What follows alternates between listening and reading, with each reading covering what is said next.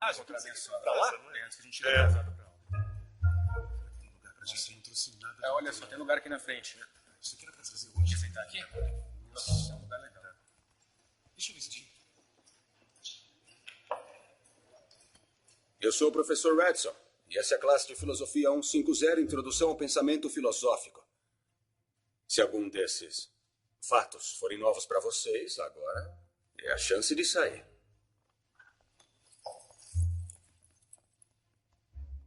Eu compreendo que alguns estão aqui para cumprir as matérias eletivas do curso de Artes Liberais. Se procura uma nota fácil sem muito esforço, então é a sua vez de sair. Agora estão numa universidade. Espera-se que produzam trabalhos de nível universitário.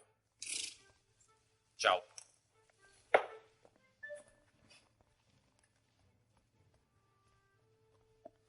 Sempre tem um. Michel Foucault, Bertrand Russell, Ludwig Feuerbach, Bertold Brecht, Friedrich Nietzsche, Ayn Rand, George Santayana, Demócrito, Denis Diderot, David Hume, John Stuart Mill, Albert Camus, Richard Dawkins, Sigmund Freud, Noam Chomsky. A lista continua. Filósofos, poetas, cientistas, escritores, todos com intelectos gigantes. Mas o que todos eles têm em comum? Sim? Todos mortos. Bom, isso está incorreto. O Sr. Dawkins e o Sr. Chomsky ainda estão bem vivos e lúcidos, Sr. G-Dog Gerard Trigger. G-Dog. Alguém mais? Ninguém? Bom, eles são, ou eram, ateus. Com base no francês do século XVI, ateísme. Do grego, theos, quer dizer Deus, e do prefixo a, que quer dizer, como sempre em grego, ausência. Em resumo, todos os pensadores que citei assumiram a forte opinião de que não existe nenhum Deus, ao contrário da opinião fraca do agnosticismo gnóstico, do grego gnosos, que significa saber, e outra vez com o prefixo a, que é não saber, ou mais precisamente, é duvidar da existência de um ser que é supremo. Neste semestre, eu proponho nos recusarmos a passar nosso tempo limitado juntos, debatendo a existência do grande homem no céu, o mito do ser benevolente todo-poderoso. É claro que isto é uma metáfora, mas é ilustrativa. Bom, quer dizer, não que Deus tenha morrido, mas pelo contrário, ele nunca existiu para começar. Exceto no fundo da imaginação dos nossos antepassados, ele foi um conto de fadas útil em eras passadas, quando sua fúria bruta era usada para explicitar pragas e colheitas mal-sucedidas, doenças e desastres que agora atribuímos a bactérias e vírus, falhas cromossômicas e placas tectônicas. Em suma, ciência e razão suplantaram a superstição. E estamos todos melhores por isso. E com sua permissão, eu quero evitar debates sem sentido e pular para a conclusão que todos os segundanistas já conhecem. Não existe Deus.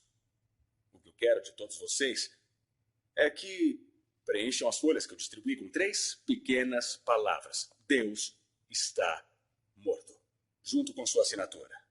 Quanto antes chegarmos a um consenso unânime, eu espero que me poupem do tedioso dever de percorrer discussões velhas e áridas. E vocês vão omitir a parte do curso em que os alunos vêm tradicionalmente tirando as notas mais baixas de todo o semestre. E quando terminarem, por favor, passem os papéis pela direita. Deus está morto.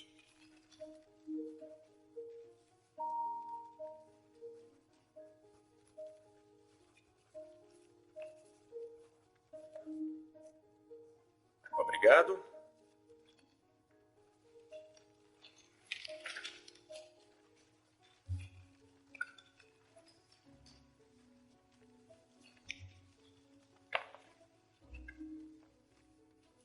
Obrigado.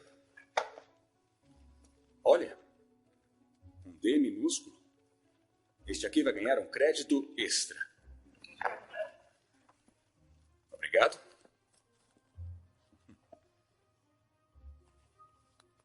licença, senhor. Wheaton. Josh Wheaton. Senhor Wheaton, algum problema? Eu não posso. Não posso fazer o que o senhor mandou porque eu sou cristão. Não se preocupe. Você ainda pode voltar para o dormitório e ficar de joelhos e orar ao lado da cama, se quiser. O que faz na sua vida é só da sua conta, mas o que faz nesta aula é da minha. É que eu não posso. Muito bem, Sr. Wheaton. Permita-me explicar a alternativa. Se você não consegue admitir que Deus está morto para os fins desta aula, então vai precisar defender a antítese que Deus não morreu. E tem que fazê-lo diante da classe, em cima do pódio.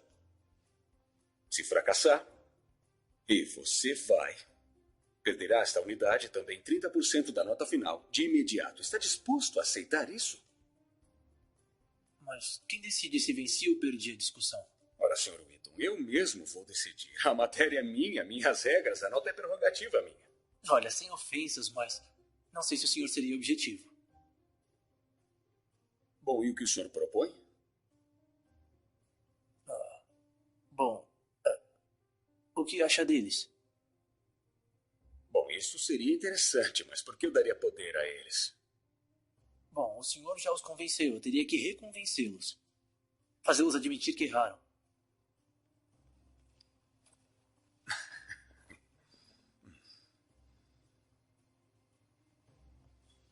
Muito bem. Sr. Wheaton, terá 3 sessões que vão durar 20 minutos cada uma, das próximas 3 aulas para defender sua tese. Prometo manter minhas interrupções ao mínimo. Pode aceitar quantas perguntas quiser dos alunos, mas não vou aumentar o tempo concedido. É claro que será responsável por todos os outros trabalhos dessa matéria. Mas o senhor pode mudar de ideia e trazer a declaração que eu pedi para a próxima aula e vamos em frente com as nossas aulas.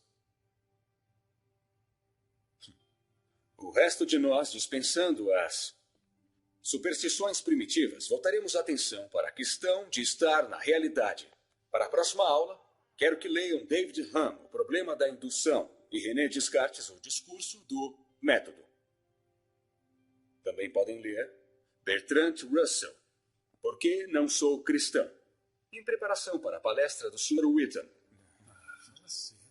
Também em agradecimento ao seu fracasso em nos ajudar a alcançar um consenso unânime.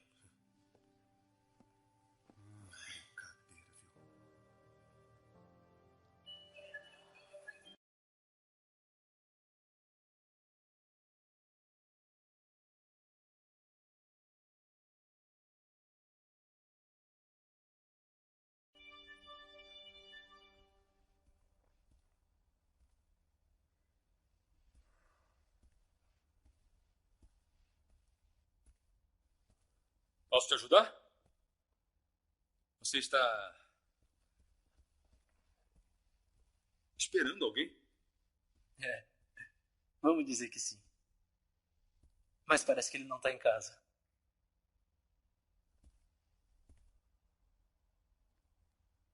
Talvez.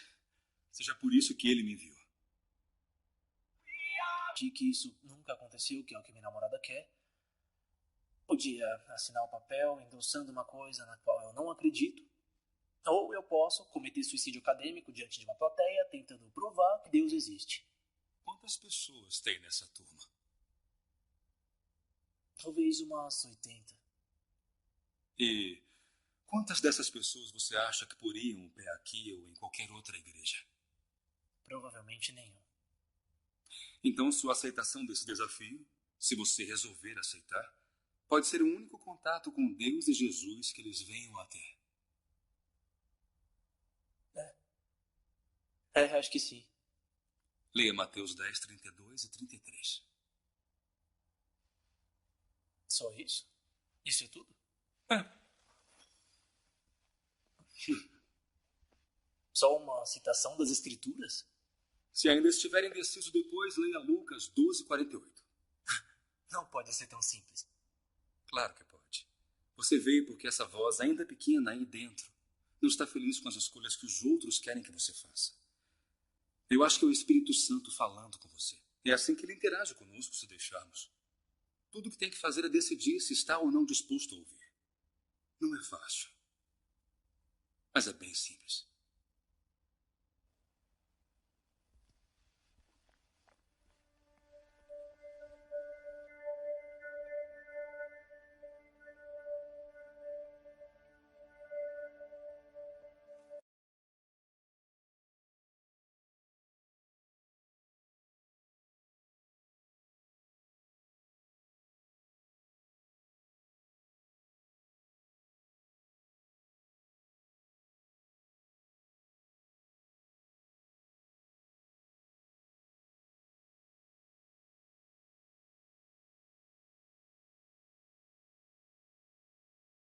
Cabeças quadradas por aí que ainda consideram que a existência de uma divindade suprema é necessária ou evidente ou ambas.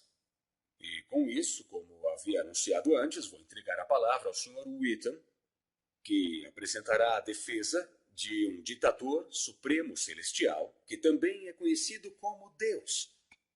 Sr. Wheaton, está pronto? O pódio é todo seu.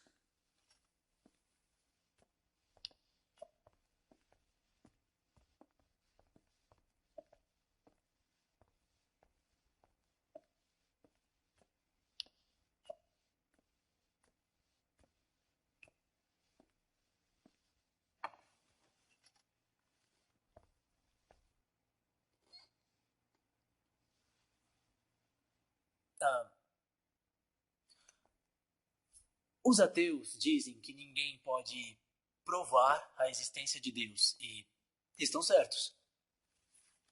Mas digo que ninguém pode provar que Deus não existe.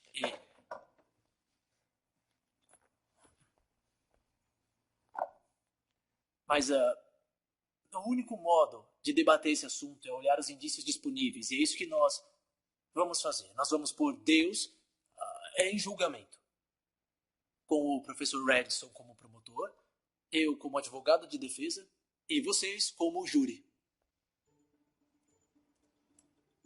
A maioria dos cosmólogos hoje concordam que o universo começou há uns 13,7 bilhões de anos num evento conhecido como Big Bang. Então vamos ver como o físico e ganhador do prêmio Nobel Steven Weinberg descreveu como seria o Big Bang. E para nossa sorte, já que ele é ateu, temos certeza de que não há nenhum viés de crente nessa descrição. No início houve uma explosão, e em 3 minutos foram produzidos 98% da matéria que existe ou viria a existir. Tínhamos um universo. Por 2.500 anos, os cientistas concordaram com a ideia de Aristóteles de um universo imóvel, que o universo sempre existiu, sem princípio e nem fim. Mas a Bíblia discordava. Na década de 1920, o astrônomo belga Georges Lemaitre, teísta, que de fato também era... O que é teísta? Teísta é alguém que acredita na existência de Deus. Ele disse que o universo inteiro salta na existência em um trilionésimo de um segundo. Saindo do nada, num inimaginável e intenso flash de luz. É como ele esperaria que o universo reagisse se Deus fosse realmente emitir a ordem de Gênesis 1:3 e que se faça a luz. Em outras palavras, a origem do universo aconteceu exatamente como se esperaria depois de ler o Gênesis, e por 2.500 anos a Bíblia esteve certa e a ciência esteve errada. Então, mais cedo que podem chegar aqui. Seu grandioso desígnio. Tudo isso indica um Deus que o criou, sabe? No mundo real, nunca vemos nada saltar para a existência partindo do nada. Mas os ateus querem fazer uma pequena exceção a essa regra. Tipo o universo e tudo que ele contém. Mas no livro Deus um Delírio, Richard Dawkins diz que se me disser que Deus criou o universo, então eu tenho o direito de perguntar quem criou Deus. A pergunta de Dawkins só tem sentido em termos de um Deus que tenha sido criado. E não tem sentido em termos de um Deus que não foi criado, que é o tipo de Deus que os cristãos acreditam. E deixando Deus fora da equação, tem o direito de virar a pergunta do Sr. Dawkins contra ele e indagar. Se o universo criou você, então quem criou o universo? Entendi. Tanto o teísta quanto o ateísta carregam o fardo de responder a mesma pergunta de como tudo começou. O que eu espero que vocês entendam em tudo isso é que não precisam cometer suicídio intelectual para crer num criador por trás da criação. Na medida em que você acredita em Deus, seria bastante pressionado a achar uma incrível explicação alternativa sobre como as coisas surgiram.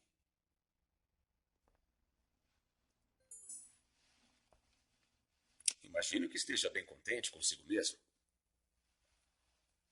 Vejo que evitou o fato de Stephen Hawking, o mais famoso cientista do mundo, e que não é teísta, recentemente ficou a favor de um universo autocriado. Eu não evitei, é que eu só não... Você só não sabia disso. Muito bem. Então vamos ver o que o professor Hawking, professor lucasiano de física em Cambridge, que ocupa a cátedra que pertenceu a Sir Isaac Newton, tem a dizer sobre a origem do universo. Abre aspas. E como a lei da gravidade, o universo pode e vai criar a si mesmo do nada. Geração espontânea é a razão de existir algo em vez de nada. É o porquê do universo existir, o porquê de nós existirmos. Não é necessário invocar Deus para pôr o universo em marcha.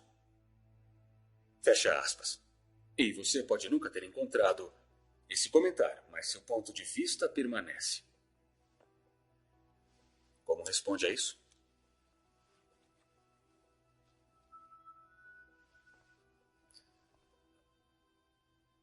Eu não sei. Você não sabe.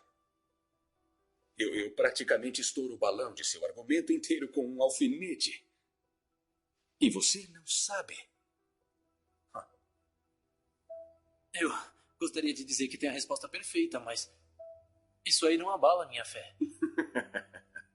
Tá bom, então a maior mente científica de toda a história diz que Deus não é necessário, mas um calouro do primeiro semestre diz, ele é sim. Nossa, sabe, isso vai ser uma escolha bem difícil. Estou ansioso pela palestra da semana que vem. Classe dispensada.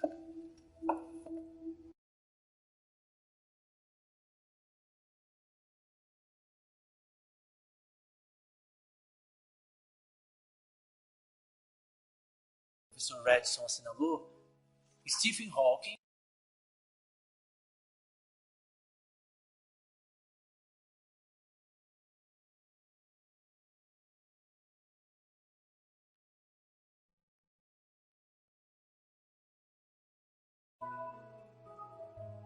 Tem marca-passo?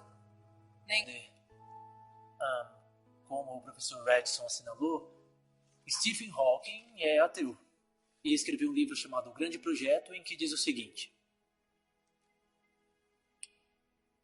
por existir a lei da gravidade, o universo pode e vai criar a si mesmo do nada. E, para ser franco, eu não sabia como refutar isso. Porque, afinal, Hawking é claramente um gênio. Mas, o professor John Lennox, que leciona matemática e filosofia, já demonstrou que não há um e nem dois, mas 3 erros de lógica contidos nesse enunciado simples. E tudo isso se resume em raciocínio circular. Hawking basicamente diz que o universo existe porque o universo precisa existir. E porque o universo precisa existir, ele, portanto, criou a si mesmo. É assim. Se eu digo a vocês que posso provar que presunto é a melhor comida do mundo, a melhor que já existiu, porque em toda a história não existiu comida com sabor melhor, vocês iam me olhar esquisito e dizer que eu não sei de nada. E vocês estão certos. O que eu fiz foi reafirmar a minha ideia original. Mas quando Hawking afirma que o universo criou a si mesmo porque precisava criar a si mesmo, e oferece isso como explicação de como e por que ele foi criado, não reconhecemos que ele está fazendo a mesma coisa. Mas está. Levando Lennox a aprofundar o comentário, besteira permanece besteira, mesmo quando falada por cientistas famosos. Muito embora o público em geral presuma que sejam enunciados da ciência. Para, esse é o cúmulo da arrogância. Está dizendo que você, um calouro, afirma que Stephen Hawking errou. Não. Eu estou dizendo é que John Lennox, professor de matemática e filosofia, acha que o raciocínio do professor Hawking é errôneo e eu concordo com essa lógica. Mas se não admite discordar das ideias de Hawking, então sugiro que vá para a página 5 do seu livro, onde ele insiste que a filosofia está morta.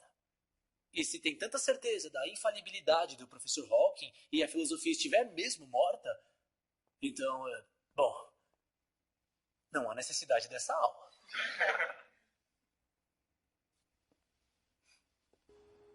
Parece que eu... Senhoras e senhores do júri, nos últimos 150 anos, os darwinistas vêm dizendo que Deus é desnecessário para explicar a existência humana e que a evolução substitui Deus. Mas a evolução só nos diz o que acontece depois que se tem vida. Então de onde vem essa coisa que está viva? Bom, Darwin nunca resolveu isso. Presumia que talvez um raio caiu num lago estagnado cheio do tipo certo de substâncias e bingo! Uma coisa viva. Mas não é tão simples assim. Vejam, Darwin afirmava que o ancestral de todas as coisas vinha daquele único organismo simples que se reproduziu e foi lentamente se modificando com o tempo até se tornar as formas de vida complexas que vemos hoje. E é por isso que, depois de contemplar a sua própria teoria, Darwin formou sua famosa declaração: Natura non facit saltum, que significa a natureza não dá saltos. Como o notável autor Lee Strobel indicou, se pudermos ilustrar todos os 3,8 bilhões de anos em que os cientistas dizem existir vida, num dia de 24 horas e no espaço de uns 90 segundos, a maioria dos principais grupos de animais surgiu de repente nas formas que tem atualmente. Não devagar e constantemente, como Darwin previu, mas em termos evolucionários quase instantaneamente. Então, a natureza não dá salto se torna, a natureza dá um salto gigante. Então, como os teístas explicam essa explosão súbita de novas informações biológicas? Disse também Deus: encham-se as águas de seres vivos e voem as aves sobre a terra, sob o firmamento do céu. Assim Deus criou os grandes animais aquáticos e os demais seres que povoam as águas de acordo com suas espécies. E Deus viu que ficou bom. Gênesis 1:20. Em outras palavras, houve a criação porque Deus disse que devia haver. E até mesmo que parece aos nossos olhos ser um processo cego e também não guiado, pode ser mesmo divinamente controlado do início ao fim.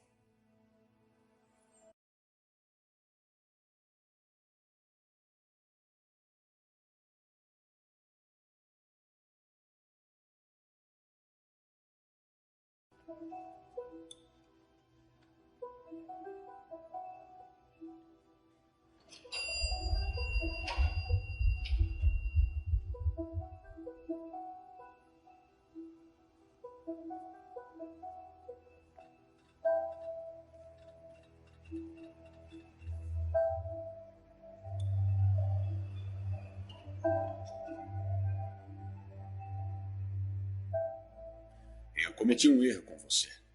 Deixá-lo falar diante da minha classe e vomitar sua panfletagem. Mas hoje, vamos alterar as coisas.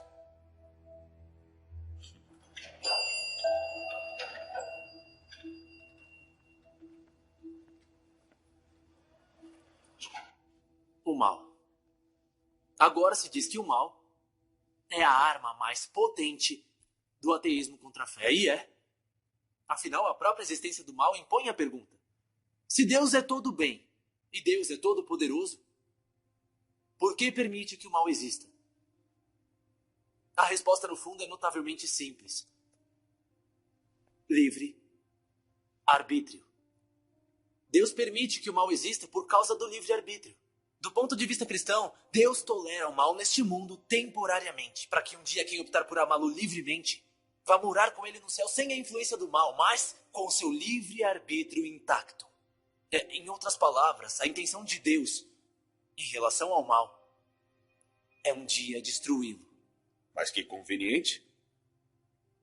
Um dia, eu vou me livrar de todo o mal do mundo, mas até lá vocês vão ter que sofrer com todas as guerras, holocaustos, tsunamis, pobreza, fome e AIDS. Tem uma boa vida. Depois ele vai palestrar sobre valores morais absolutos. Mas por que não?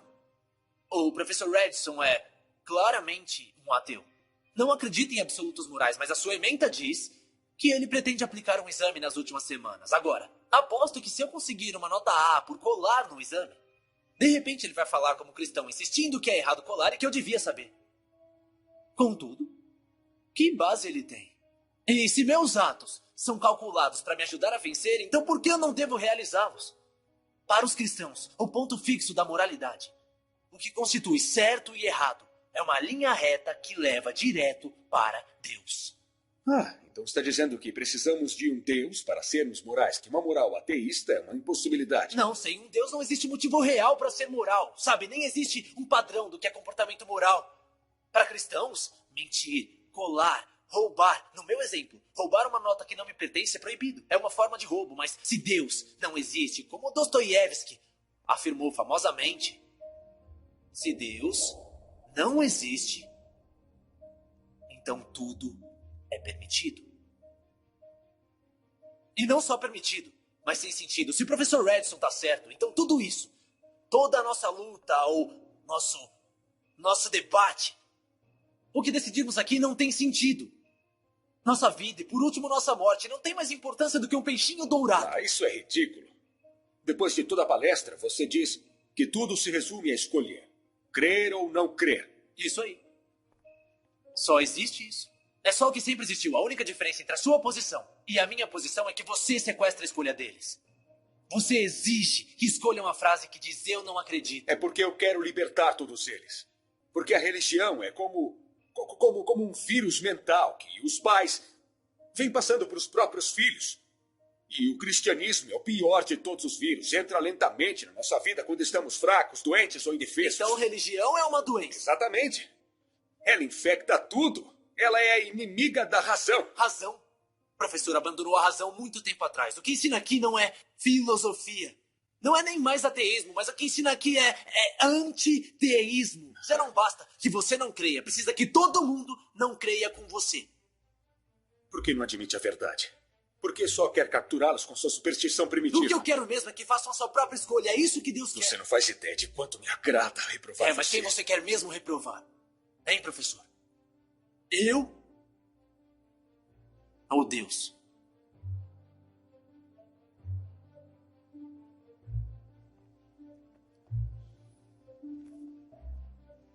Você odeia Deus? Isso não é nenhuma pergunta. Tudo bem. Por que você odeia Deus? Para, isso é ridículo. Por que odeia Deus? Responde a pergunta. Você viu a ciência e os argumentos. A ciência apoia a existência dele. Você sabe a verdade. Por que odeia ele? Por quê? Olha, é uma pergunta bem simples, professor. Por que você odeia Deus? Porque ele acabou tirando tudo de mim. Sim, eu odeio Deus. Tudo que sinto por ele é ódio.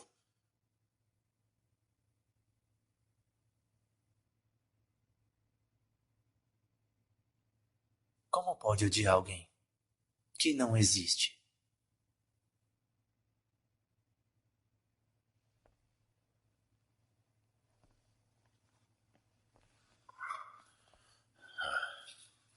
Não provou nada. Talvez não.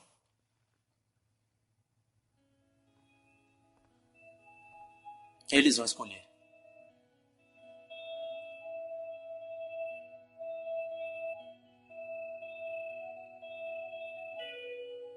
Deus está morto?